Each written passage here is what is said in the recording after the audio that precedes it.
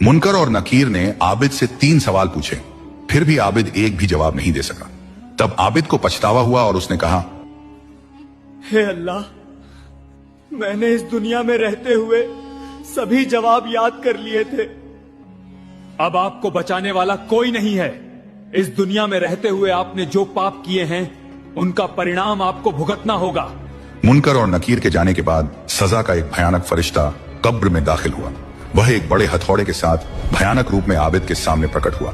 ऐसे भयानक दिखने वाले फरिश्ते को देखकर आबिद भागना चाहता था, लेकिन फरिश्ते ने उसके पैरों को जंजीरों से बांध दिया और उसे नरक की आग की ओर खींच लिया।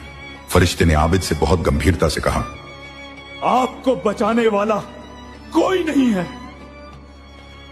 आबिद की हालत ऐसी है कि उसका सिर फट जाता है और दिमाग हर जगह फैल जाता है, लेकिन उसकी सजा यहीं खत्म नहीं होती।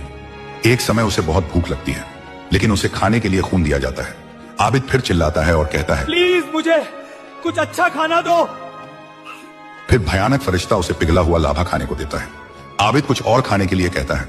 फिर फरिश्ता उसे झक्कुम का पेड़ दिखाता है। आबिद सोचता है, हे अल्लाह, आखिरकार मुझे लगता है कि मुझे कुछ अच्छा खाना मिलेगा।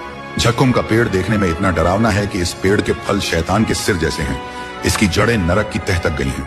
भूख के दर्द में आबिद झक्कुम का फल झपट कर खा लेता है, लेकिन झक्कुम का फल खाने के बाद उसके शरीर की सारी नसें उल्टी के साथ बाहर निकल आईं।